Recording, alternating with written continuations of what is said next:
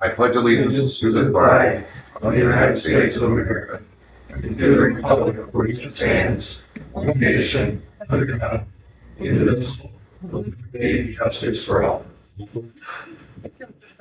Here. Here. Here. Well, Chief Butler. here. Chief Butler. Here. Emma. Here. Shannon. Here. Karen Page. Here. You will see the copy of the minutes of the last stated meeting. If there are no corrections or objections, I'll entertain motion and second. Second. Yes. Yes. Lopez. Yes. Yeah. Mayor. Yes. Departmental reports, I don't believe we have any. You doing one? March. Parks. Anybody else? I'd like to announce this time Bradford City Council can and may hold an executive session at any time between this and our next regularly stated meeting. In fact, an executive session we held immediately after this meeting on pending potential litigation. We may have any correspondence we'd like to offer City Council. And correspondence we have then is a bid opening if you want to speak to those, Eric. First bid received was received today at 11:12 a.m. from Little Baker. I don't. You this.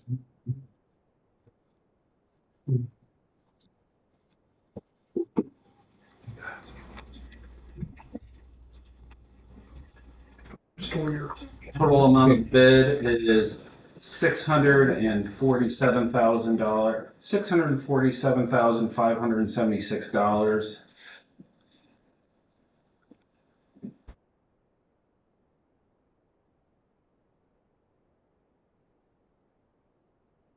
The bid bond in the amount of 10% of the total bid. That was how many? Baker, yep.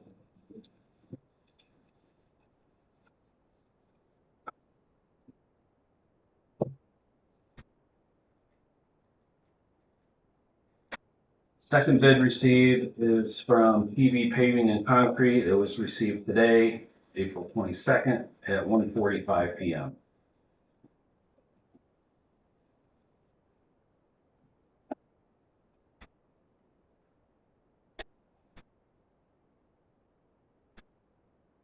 Bid is in the amount of $783,345.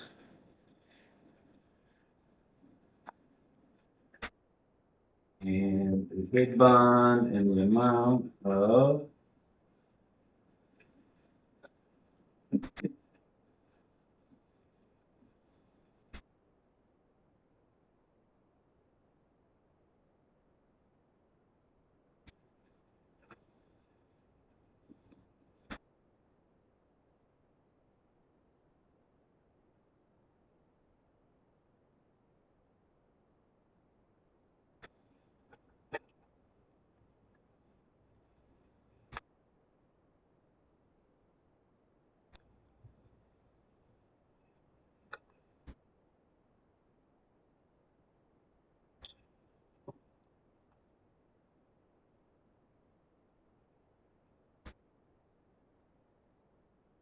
bid bond amount into that.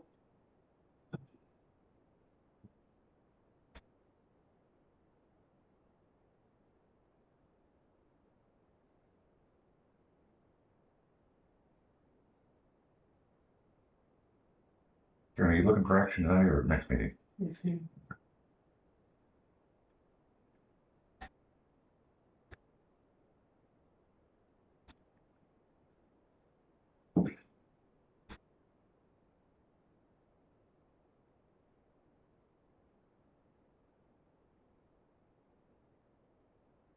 No obvious bid bond? Oh, there it is. 10% bid bond. Okay. Oh,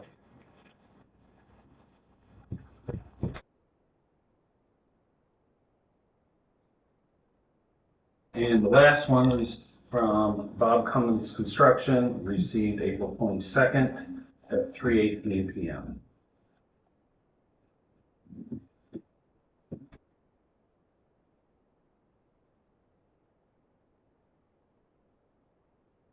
This bid is in the amount of $608,592.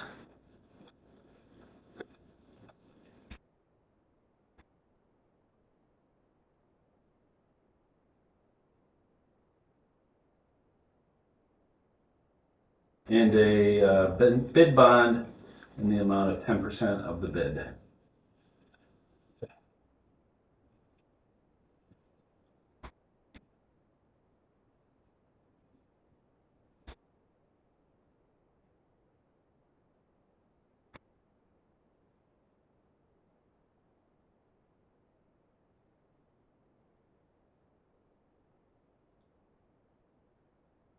No.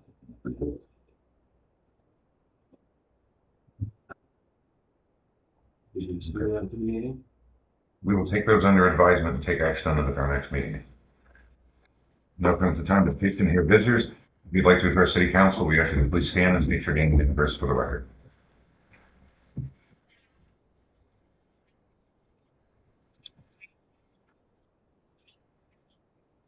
My address is 36 Popland Avenue here in Bradford.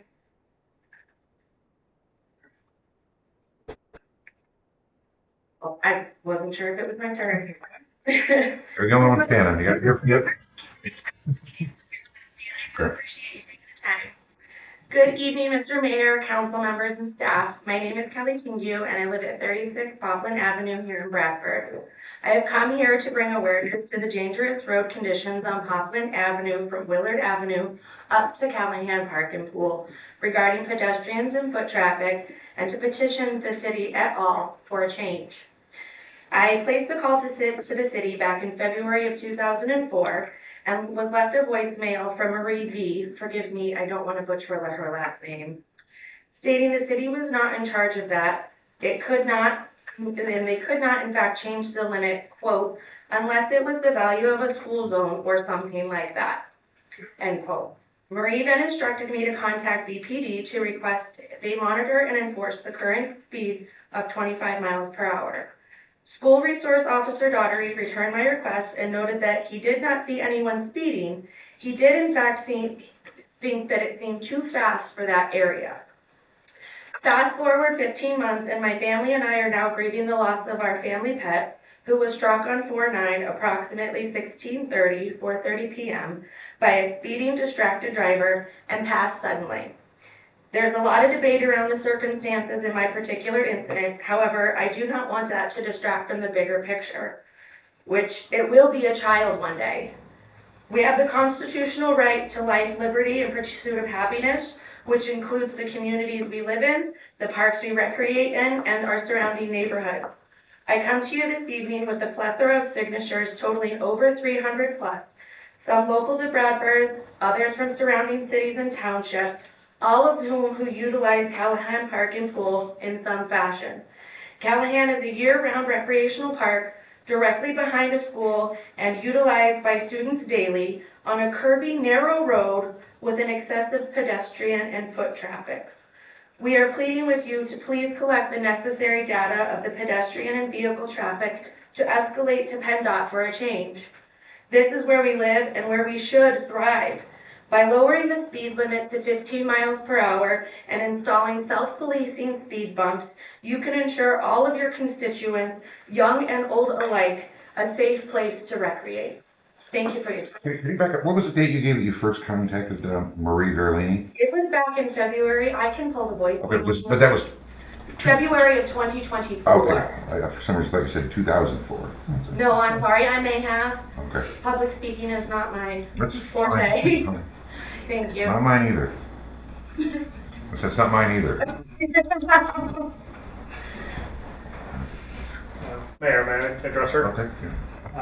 Ma'am, first of all, I just want to say, I'm very sorry for the loss of your dog. Many of us are pet owners and feel the same as you do about pets. Also, secondly, the City of Bradford Police Department and the City of Bradford as a whole take safety, roadway safety at the forefront of our thoughts as well. That is a park area and a school area, so I understand your concerns. What I did upon hearing your complaint, though, is I did look back at our police department data, see if we had how many reports we had of speeding in that particular stretch of roadway. And I went back about 3 years, and in that 3 years, we had little to no complaints of speeding on that roadway. I'm not disputing that this particular instance, maybe this person was speeding. I wish we would have been called right at the time it happened to promptly investigate, and just would have helped us. But I understand that was a traumatic event here, so and I get that. One of the things that hampers us as a municipal police department is that legislature doesn't allow us to run radar currently. So we're not permitted to do that. We wish we were. I encourage you to speak to your local legislative personnel about that and help us with that. But in the meantime, we do have a VASCAR device which can run the average speed between 2 points. But that roadway is a difficult roadway to set that device up on, and it would be very difficult to run that particular device.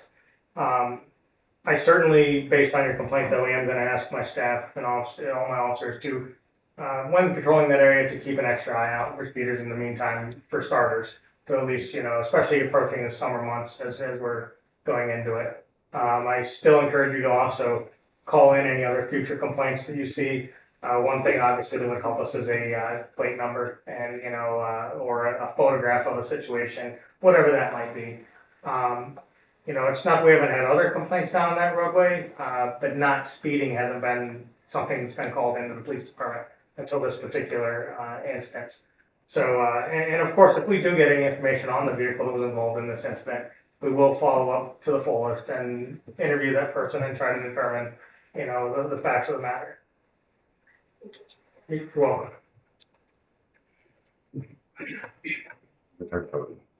What's the law on that, Counselor? Okay, thank you, Mayor. Just for Ma'am, clarity, because some people believe it goes one way and some people believe it goes another. my name's Mark Hollenbeck. I'm the city attorney.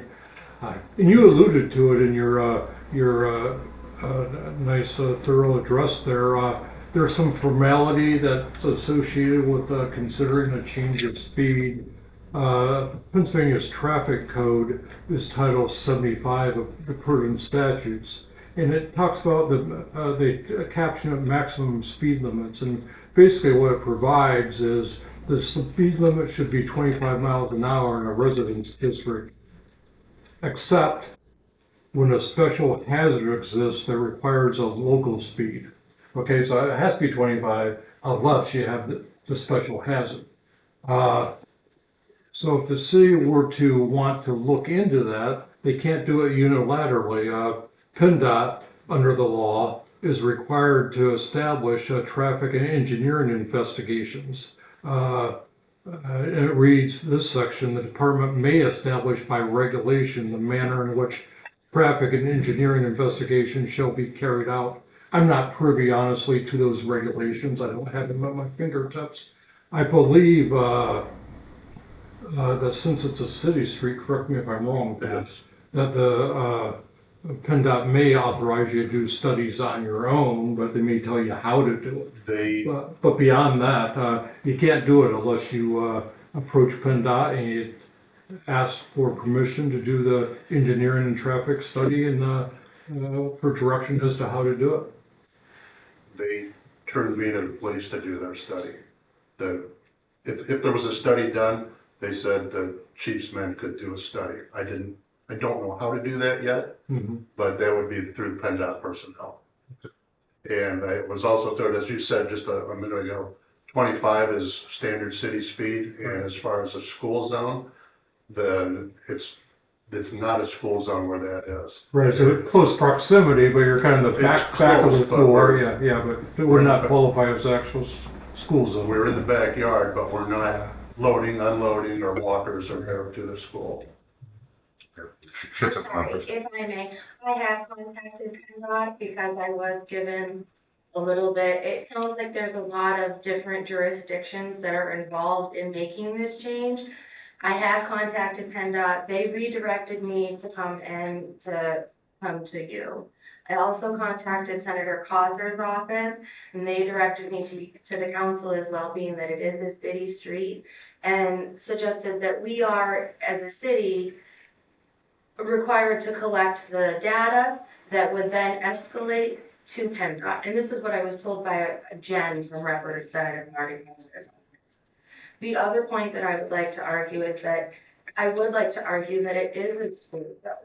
The high school students utilize that part of the Popland and the park on a daily basis to park for parking purposes during and after classes. They have conservation biology that wanders through the park. I've seen them come up through and take samples of my hedges. I'm very familiar with Mr. Bierbauer. Also, the oil and gas class walks up Willard several times a day, and I have placed calls to the high school in regards to that. They have stopped to tell kids to get out of the road. They walk and push each other in front of traffic. They have no regard and complete disrespect for the adult that may be in that situation. They're throwing ice and pine cones at each other. So I would argue that in a fashion, if it's going to be used as an exterior school source, it would fall within that school zone area. Thank you. Take it under advisement. We'll look into the legality of whether or not it's a school zone, if we can move forward with any type of study with PennDOT, right? Thank you. Anybody else? My name is Alexander Casper, spelled Casper. I live at 2 Bushnell Street, apartment 522 in the city of Bradford. And I'm also a secretary of the Green Party of Pennsylvania, and I'm a former inspector of elections in Philadelphia. I also used to serve in the Philadelphia Department of Plan and Development, helping write our comprehensive plan. 4 years as a 25-year comprehensive plan that we've been using. I'm speaking in support of what Kelly was arguing because I think we need to have more of this type of pedestrian infrastructure for safety in our communities. I've lobbied before to our state officials about the need for different type of infrastructure that helps us regulate the speed of vehicles without the need for large masses of traffic. Traffic enforcement is not usually able to stop more than one vehicle at a time, and once the traffic enforcement has stopped that one vehicle on the road, traffic begins to speed again usually. So the most effective way to be able to slow traffic down is usually to have some types of automated enforcement, either that be a speed bump or traffic light cameras. Now, we don't have a lot of traffic lights over here in King County like we have back in Philadelphia, where we use this type of technology on a regular basis to regulate the speed of drivers, but we have seen that this type of technology does reduce speeding on the most dangerous roads and where we would most likely see pedestrians much more effectively than large forces of traffic. And then also using this type of technology frees up our traffic to be able to be on duty, standby to support our public safety matters when it comes to violence, to other safety matters that involve property matters in our community that delay our police's ability to respond to different incidents in the community. And so I think in our case, where I've seen it most effective was on the Roosevelt Boulevard. We put traffic lights on for a couple miles where we would see several deaths a year for pedestrians just crossing the traffic light. And we used the camera just to be able to time the speed between that each driver was going through between each traffic light. And we were ticketing the speeders. We stopped 90% of speeding, and we were able to stop all deaths by the 3rd year of the program on the 3rd most dangerous stretch of road in the United States.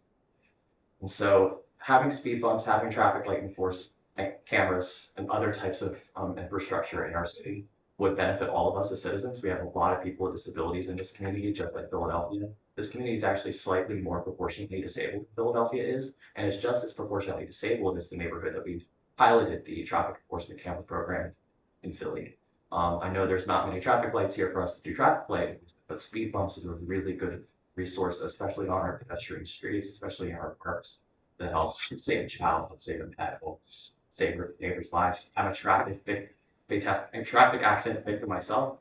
I use a walker because I had a car hit me when I was trying to cross the road, and I had the right of way. I had the traffic light telling me it was the right way to go. If the car was going any faster, I would not be walking today because it's my neck that's injured. And that's why I use a walker. So I think it's really important knowing several other neighbors in the building that I live are also victims of traffic accidents. Other party members in my organization that I run in our county are also traffic accident victims.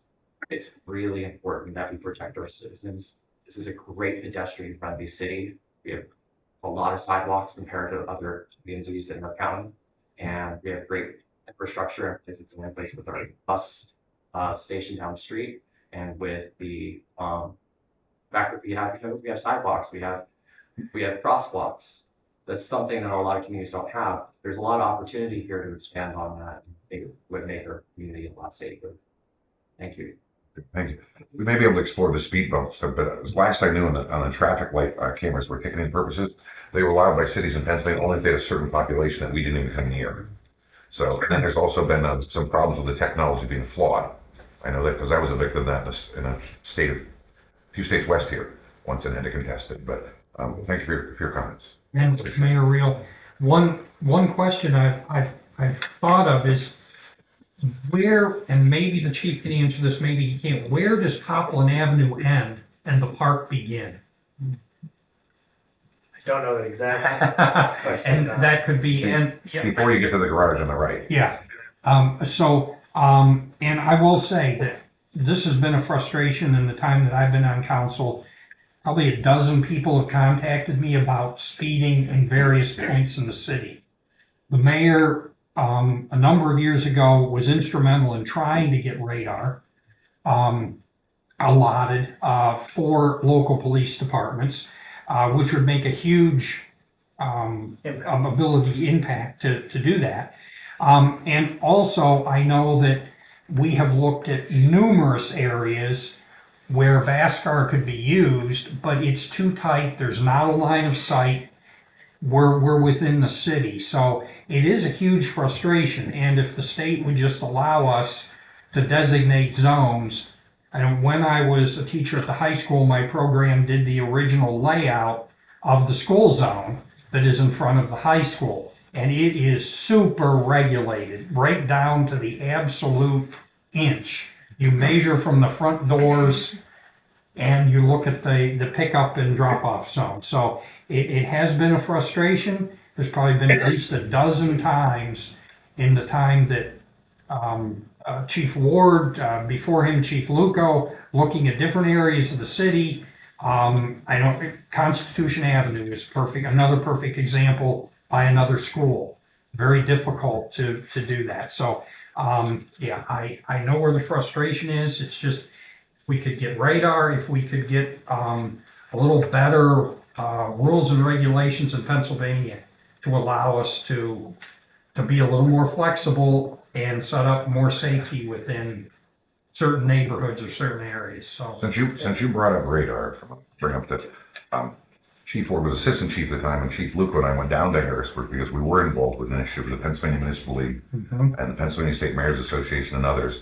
And we actually got some local benefactors to pay for some research to be done by some law students, and they researched radar in every single state in the United States.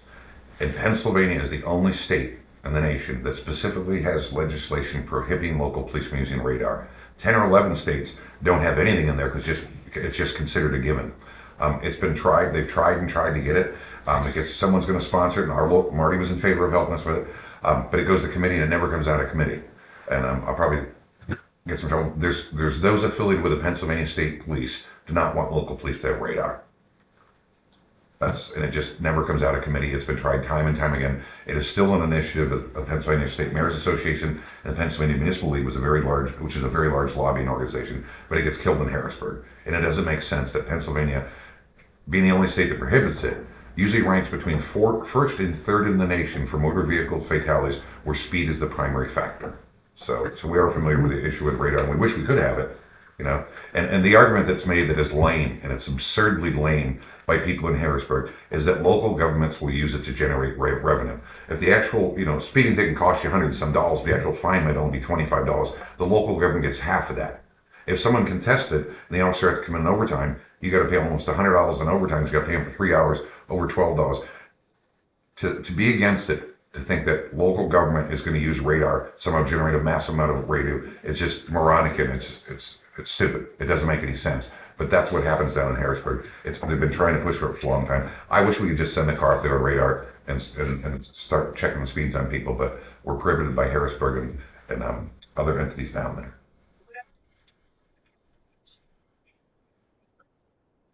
Okay, thank you. Mayor, if I could this week, I'd like to get with these gentlemen. We can go down there and look at, we can't change the speed limit right away. Maybe we can look at some additional signage. We could throw it doesn't help our cause, but we could throw our flashing signs up, our electric signs. Portable signs. We, Gives the warning of how fast you're going, may help. let's do that for now. Sure. We get to the bottom of this and see what we can. Let's get those up there as soon as possible. Get one of them up there as soon as possible. Go and hold it up. Thank you. Anybody else?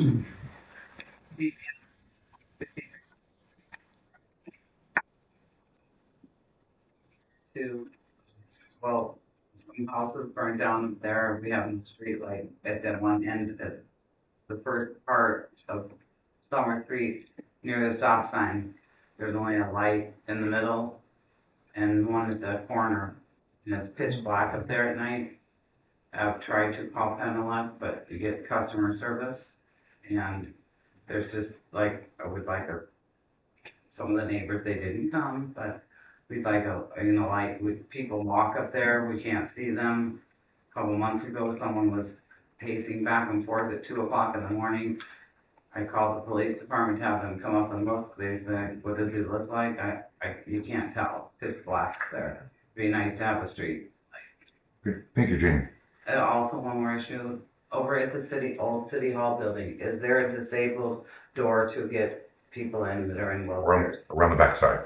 No, it's not It's- electronic. You have to hold it and try and get the wheelchair in. There's no button. There's an ophthalmologist and a dentist in there. We'll look into it. I don't see it.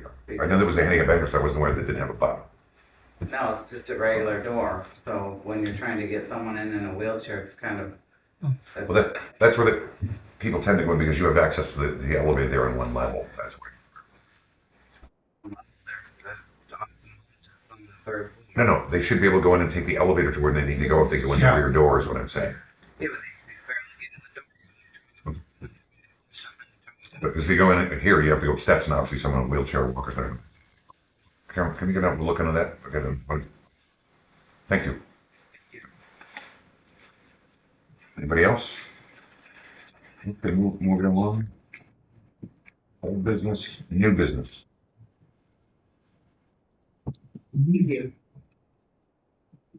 Number 37945. They get past the staple here. Accept quote and approve payment to All American Fire Equipment Fire. Second. Mr. Roper, Yes. Cora, Yes. Lopez. Yes. Gall, Yes. Mayor. Yes. Number 37946, accept quote and approve payment to Warren Overhead Door, DPW. Second. Mr. Roper, Yes. Cora, Yes. Lopez. Yes. Yes. Mayor. Yes. Oh, okay. Number 37947.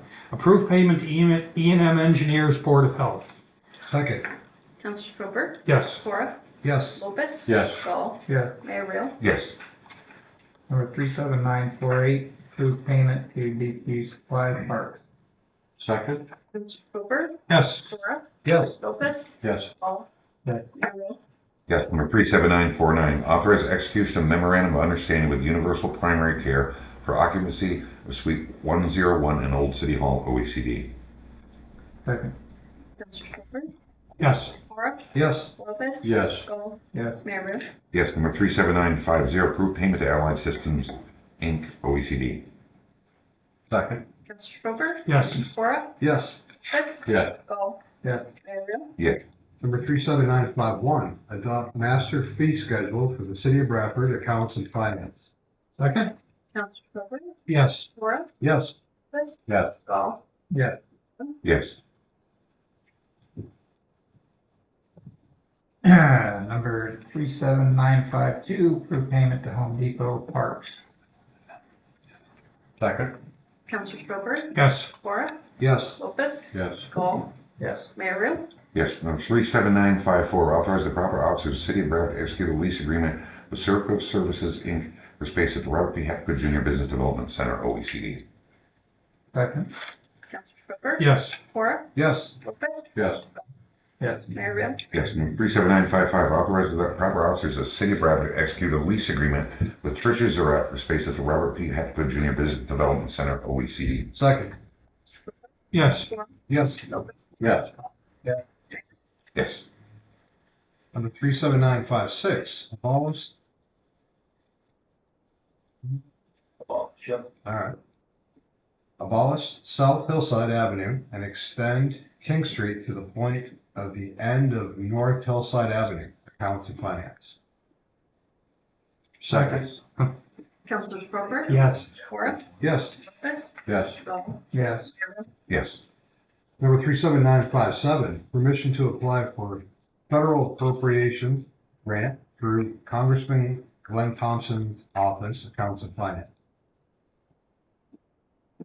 Second. Yes. Cora. Yes. Lopez. Yes. Yes. And I'd like to thank you all for coming this evening. There being no further business before the City Council, I entertain a motion to adjourn the meeting. So moved. Second. Yes. Cora. Yes. Lopez. Yes. Yes.